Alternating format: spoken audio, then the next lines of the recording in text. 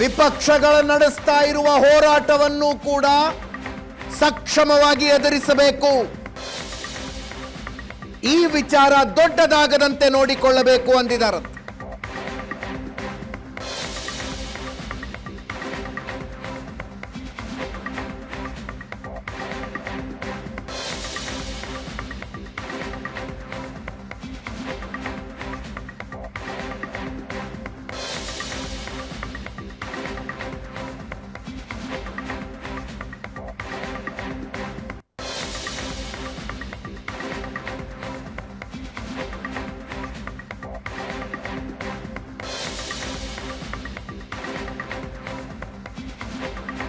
ನಿನ್ನೆ ಸಂಜೆ 4 ಗಂಟೆಗೆ ನಡೆದ ಸಭೆ.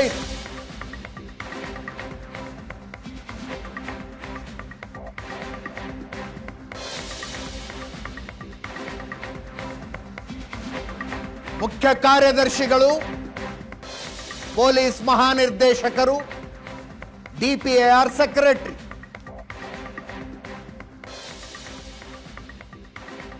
ಜೊತೆಗೆ ಮುಖ್ಯಮಂತ್ರಿಗಳು, ಉಪಮುಖ್ಯಮಂತ್ರಿಗಳು, ಗೃಹ ಸಚಿವರು.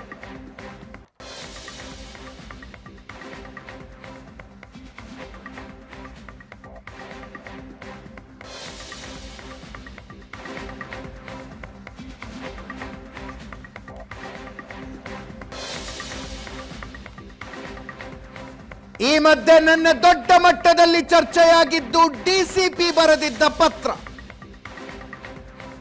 ವಿಧಾನಸೌಧ ಭದ್ರತೆಯ ಹೊಣೆ ಹೊತ್ತಿದ್ದ ಡಿಸಿಪಿ ಕರಿಬಸವನಗೌಡ ಅವರ ಹೆಸರು. ಅವರು ಬಹಳ ಸ್ಪಷ್ಟವಾಗಿ ಪತ್ರ ಬರೆದಿದ್ರು. ಕಾರ್ಯಕ್ರಮ ಆಯೋಜಿಸಿದರೆ ಭದ್ರತೆ ಕೊಡೋದು ಕಷ್ಟ ಅಂತ.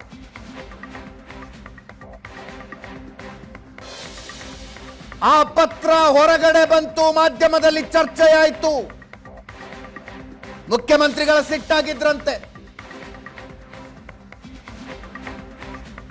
ಈ ಪತ್ರಗಳು ಆಫಿಷಿಯಲ್ ಲೆಟರ್ಸ್ ಲೀಕ್ ಹೆಂಗಾಗ್ತವೆ ಅಂತ.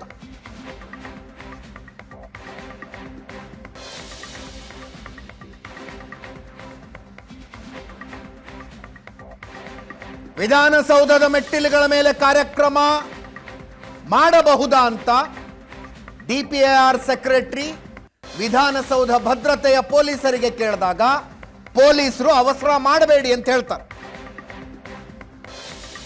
ಆತುರದಲ್ಲಿ ಕಾರ್ಯಕ್ರಮ ಮಾಡಬೇಡಿ ಅಂತ ಹೇಳ್ತಾರೆ. ವಿಧಾನಸೌಧ ಭದ್ರತಾ ವಿಭಾಗದಲ್ಲಿ ಸಿಬ್ಬಂದಿಯ ಕೊರತೆ ಇದೆ, ಬಂದೋಬಸ್ತಿಗೆ ತೊಂದರೆಯಾಗತ್ತೆ, ಬೇರೆ ಬೇರೆ ರೀತಿಯ ಪಾಸ್ಗಳನ್ನು ವಿತರಣೆ ಮಾಡಬೇಕಾಗತ್ತೆ. ಆರ್ಸಿಬಿ ತಂಡಕ್ಕೆ ಅಭಿನಂದನಾ ಕಾರ್ಯಕ್ರಮ ಅಂದ್ರೆ ವಿಧಾನಸೌಧದ ಸ್ಟಾಫ್ ತಮ್ಮ ಕುಟುಂಬದವ್ರನ್ನ ಕರ್ಕೊಂಡು ಬಂದು ಬಿಡ್ತಾರೆ. ಹಾಗಾಗದೆ ಇರೋದಕ್ಕೆ ಅವ್ರಿಗೆ ಅರ್ಧ ದಿನ ರಜೆ ಕೊಟ್ಟು ಹೊರಗಡೆ ಕಳಿಸ್ಬೇಕಾಗತ್ತೆ. ವೇದಿಕೆಯ ಮೇಲೆ ಆಟಗಾರರು ಮತ್ತು ಮುಖ್ಯಮಂತ್ರಿಗಳ ಕುಳಿತುಕೊಳ್ಳೋದಕ್ಕೆ ವ್ಯವಸ್ಥೆ ಮಾಡಬೇಕು. ಲೋಕೋಪಯೋಗಿ ಇಲಾಖೆ ಸ್ಟೇಜ್ ಅನ್ನ ಪರಿಶೀಲನೆ ಮಾಡಬೇಕು. ವಿದ್ಯುತ್ ಶಕ್ತಿ ವಿತರಣೆಯ ಪರಿಶೀಲನೆ ಆಗಬೇಕು. 2 ಗಂಟೆ ಮುಂಚೆನೆ ಸೆಕ್ಯೂರಿಟಿ ಪ್ರೋಟೋಕಾಲ್ಗೆ ಸ್ಟೇಜ್ ಬಿಟ್ಟು ಕೊಡಬೇಕು. ಇದನ್ನೆಲ್ಲ ಮಾಡಬೇಕಾಗಿರೋದ್ರಿಂದ, ಜೊತೆಗೆ CCTVಗಳಿಲ್ಲ ಅಲ್ಲಿ. ಇದೆಲ್ಲವನ್ನೂ ಮಾಡಬೇಕಾಗಿರುವುದರಿಂದ ಇಮ್ಮಿಡಿಯೇಟ್ ಆಗಿ ಕಾರ್ಯಕ್ರಮ ಮಾಡಬೇಡಿ. ಅಕಸ್ಮಾತ್ ನೀವು ಮಾಡೋದೇ ಆದರೆ ನಾವು ಭದ್ರತೆ ಕೊಡ್ತೀವಿ ಅಂತ ಬರೆದಿರ್ತಾರೆ ಅದರ.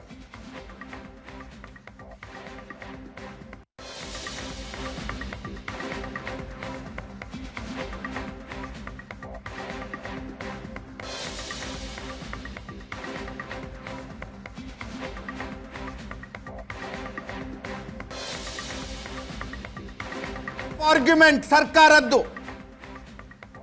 ಸರ್ಕಾರಿ ಕಾರ್ಯಕ್ರಮದಲ್ಲಿ ಲೋಪ ಆಗಿಲ್ವಲ್ಲ, ನಮ್ಮನ್ನ ಯಾಕೆ ಬೈತೀರಿ ಅಂತ.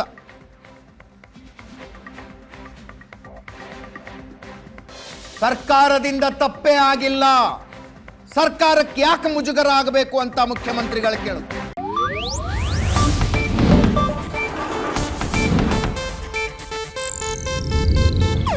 ಇದು ಏಷ್ಯಾನೆಟ್ ನ್ಯೂಸ್ ನೆಟ್ವರ್ಕ್ ಪ್ರಸ್ತುತಿ.